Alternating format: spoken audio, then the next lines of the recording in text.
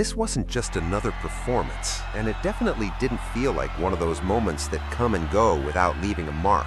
Because for a long time, Justin Bieber existed in a space that felt uncertain, still famous, still relevant to numbers, but not always at the center of the conversation the way he once was.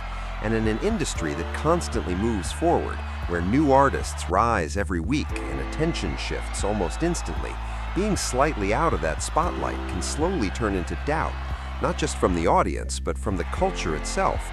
And that's where the real pressure begins, because it's not about whether you were great, it's about whether you still are. And over time, that question started building quietly in the background, whether he could still create a moment that felt bigger than the music, bigger than the stage, something that people don't just watch, but feel. And then, without a huge buildup, without an overhyped rollout, this moment arrived. And what made it different wasn't just the size of the stage or the scale of the crowd, it was the feeling in the air. Because the second he stepped into that space, it didn't feel like nostalgia. It didn't feel like someone revisiting their past.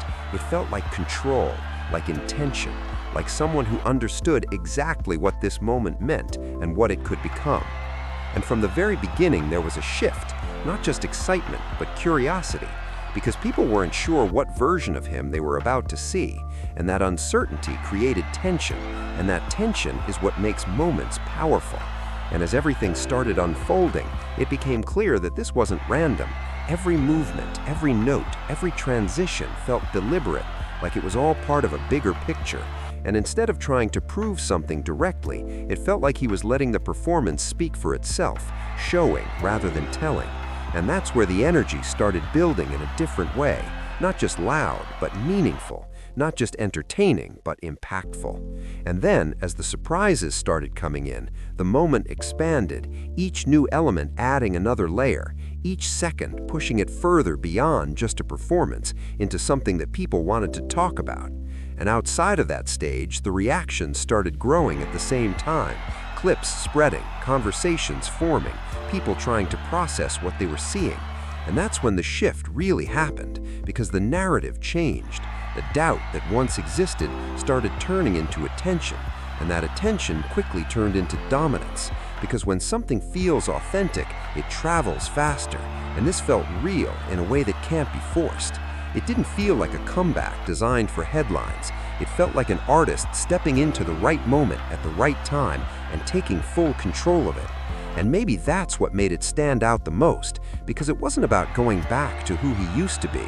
It was about redefining what he is now. And in a world where attention is everything, moments like this are how artists remind everyone why they matter.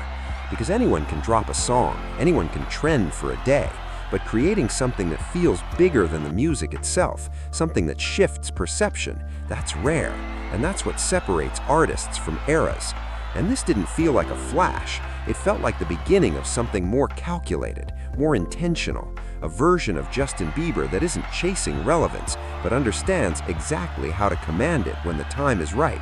And that's why this moment matters, not just because of what happened, but because of what it represents, a shift in narrative, a reminder of presence, and proof that in an industry built on constant change, some artists don't disappear, they evolve, they wait, and when they step back into the spotlight, they don't ask for attention, they take it.